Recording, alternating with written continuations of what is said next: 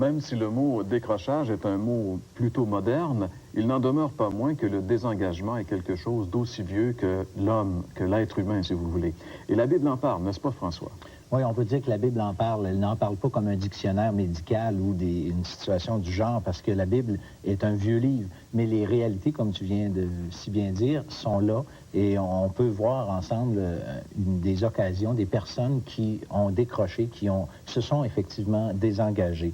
Et avant de parler de ce que la Bible dit comme tel, j'aimerais mentionner que le décrochage, parfois, se fait d'une façon sélective. C'est-à-dire que une personne, par exemple, peut lâcher, avoir, par exemple, le zèle pour son emploi, mettre énormément d'énergie, mais décrocher de sa responsabilité familiale. Et ça, on le voit vraiment souvent. J'ai connu moi-même des amis pendant, je peux dire, des dizaines d'années, une dizaine d'années à l'avance, j'ai vu qu'il y avait fait ce virement, ce virage-là dans sa vie. Et aujourd'hui, effectivement, il a abandonné, la famille a été laissée pour compte. Et puis lui a mis toutes ses énergies dans son travail. Fait que ça, c'est quand même intéressant de le noter parce qu'on a souvent l'idée que quelqu'un qui décroche, bon, c'est quelqu'un qui abandonne littéralement tout.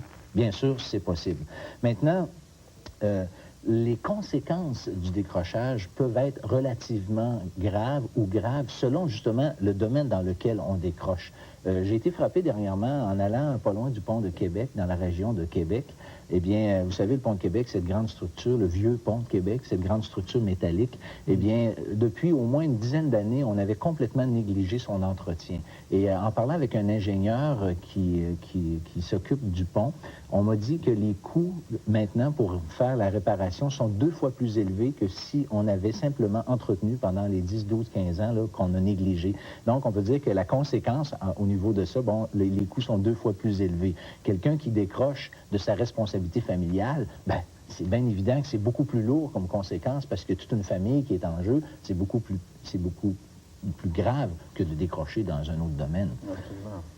Fait que, j'ai trouvé quelqu'un dans la Bible qui est un personnage assez connu, Pilate, pour le nommer, et qui, lui, a décroché face à une responsabilité qu'il avait. Et cette responsabilité-là, elle est dans le cadre, bien sûr, de ses responsabilités dans son travail, dans son engagement, mais aussi sa responsabilité devant un choix que Pilate a dû faire, à savoir quand on lui a présenté le Seigneur Jésus.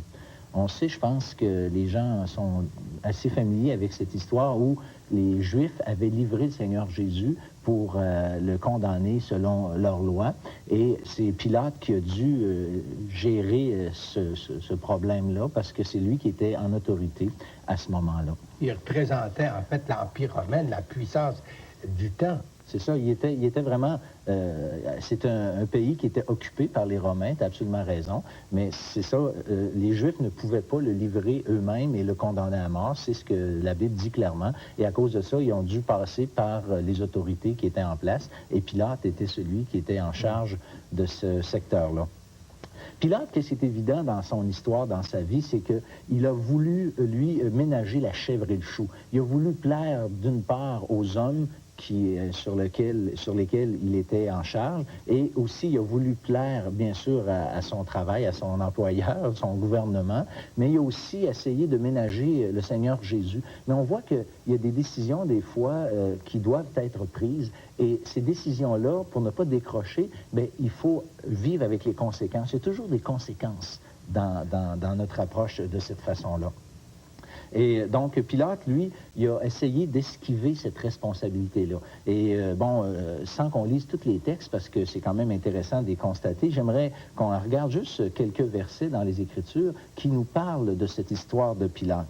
Et la première chose qu'on peut dire à propos de Pilate, c'est qu'il a décidé, lui, il a tenté de fuir la responsabilité qu'il avait. Et on lit dans Luc, chapitre 23, et dans les versets 6 et 7, ce qui suit. Quand Pilate entendit parler de la Galilée, il demanda si cet homme était galiléen. Et, ayant appris qu'il était de la juridiction d'Hérode, il le renvoya à Hérode, qui se trouvait aussi à Jérusalem en ces jours-là. Donc, la première chose qu'il a fait, c'est qu'il a dit, bon, je vais envoyer Jésus à Hérode, et comme ça, moi, je vais, bon, m'en laver les mains, hein, parce que là, on va le voir tantôt, il l'a fait littéralement. Il a pelleté dans la cour de son voisin. Oh, ça me fait penser à certaines vérités qu'on trouve dans la politique aujourd'hui avec les différents niveaux de gouvernement. Ben c'est ça, il a pelleté, lui, son problème dans la cour du voisin. Mais ça marche pas. C'est une façon de décrocher qui marche pas. Il faut à un moment donné en venir à une vraie décision. Plus ça va, plus on est acculé au pied du mur, hein, avec des situations. Et la deuxième chose, une deuxième étape, si vous voulez, que Pilate a fait, c'est qu'il a déclaré à plusieurs reprises que le Christ était innocent. Il a reconnu publiquement qu'il était innocent. Et ça, c'était pour lui une façon d'essayer de dire, bon, ben, la foule, là, décrochée, montrez-moi, permettez-moi de le laisser aller.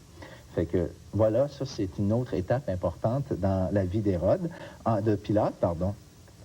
Et puis, il a voulu aussi, à un moment donné, le remettre aux Juifs eux-mêmes. Et c'est là qu'il y a un autre verset que j'aimerais lire avec vous, au chapitre 18 de l'Évangile de Jean, et c'est au verset 31. On lit ceci. « Sur quoi Pilate leur dit, « Prenez-le vous-même et jugez-le selon votre loi. » Il a voulu se débarrasser de son problème. Fait que, qu'est-ce qui est arrivé? C'est qu'un peu plus tard, il a fait encore une offre. Il a essayé de se débarrasser encore de sa responsabilité. Il a essayé de décrocher encore à sa façon et il a proposé de laisser aller un prisonnier à place de Pilate, à place de Jésus, pardon. Et c'est là que vous savez que l'histoire de Barabbas, qui est connue, hein, de tous, eh bien là, on a décidé de relâcher plutôt Barabbas plutôt que Jésus. Donc, ça a encore été un essai. Et puis, pourtant, Barabbas, c'était un brigand reconnu. Hein? Absolument. Il n'y a personne qui niait ça, là. Il a fait vraiment, politiquement, un très mauvais choix. C'est bien évident. D'ailleurs, ça y est retombé dessus. Il a mal fini. Mais il y a eu ce geste légendaire, maintenant, du lavage des mains. Il s'est lavé les mains pour essayer de se libérer de cette affaire. Et il y a des circonstances dans la vie de Pilate qui sont vraiment aggravantes. Une des premières, c'est qu'il a déclaré au Seigneur qu'il avait le pouvoir de le relâcher et le pouvoir de le crucifier. Et ça l'augmentait l'ampleur de son décrochage éventuel. C'était une responsabilité qu'il avait d'une façon très évidente. Ensuite de ça, il y a sa femme, à un moment donné, qui est venue vers lui, puis il a dit, écoute, laisse tranquille cet homme, il est juste, puis j'ai eu un songe, j'ai été troublé pendant la nuit. Il y a eu vraiment des avertissements. Et finalement, ben, ce qui est peut-être le plus troublant dans le cas de Pilate, dans son décrochage, c'est que malgré les multiples interventions, des multiples occasions qu'il a eues de décrocher, eh bien, de continuer comme il faut, de faire ce qu'il avait à faire, eh bien, Pilate a quand même décroché. Et finalement, j'aimerais laisser nos amis ici avec une question. En fait, Pilate a posé 7 excellente question lorsqu'on voit les textes de l'Évangile. Et une de ces questions-là... qu'il a posées à Jésus. Les questions qu'il a posées à Jésus ou qu'il a posées tout court, parce que selon lesquelles, mais celle qu'il a posée ici, que j'aimerais attirer l'attention, c'est, il a dit, « Que ferai-je donc de Jésus qu'on appelle Christ? Qu'est-ce que je vais faire avec? » Et en fait, en cela, Pilate nous a laissé tout un héritage. Il a posé la plus grande question qui ne puisse être posée dans ce monde. Parce que décrocher de sa responsabilité, c'est grave selon le cas et le domaine dans lequel on décroche. Et en fait, on va voir dans quelques minutes, notre ami Gaston va nous parler de quelle façon maintenant on peut changer les choses en relation avec le décrochage. De quelle façon on peut ne pas décrocher, en fait. Je veux donc dire que finalement, on a tous une certaine responsabilité face à Jésus. La responsabilité que Pilate avait, soit de le laisser libre, en fait, de le couronner ou enfin de le condamner, dépendant de ce qu'on fait de lui, puis de ne pas prendre cette responsabilité, c'est en fait de décrocher. C'est le décrochage auquel il y a une plus grande conséquence de rattacher, finalement. Oui, c'est ça. Mais qu'est-ce qui est intéressant aussi, c'est de penser que le décrochage, c'est quand que Pilate a été mis devant cette situation-là, qu'est-ce qui est intéressant, c'est que chaque être humain, tôt ou tard, est mis exactement devant la même question. On doit un jour prendre le Christ qui se présente à nous, bien sûr pas physiquement, mais qui se présente à nous, et on doit prendre une décision. Le message que vous allez entendre aujourd'hui, que nos auditeurs vont entendre, ils doivent prendre une décision d'une façon claire ou non. Qu'allez-vous faire de Jésus? C'est la question à laquelle on vous invite à répondre. Et j'aimerais juste, en terminant cette partie de l'émission, vous rappeler que Pilate, qui a pris la mauvaise décision pour éviter les problèmes, a quand même eu les problèmes de sa décision. Oui.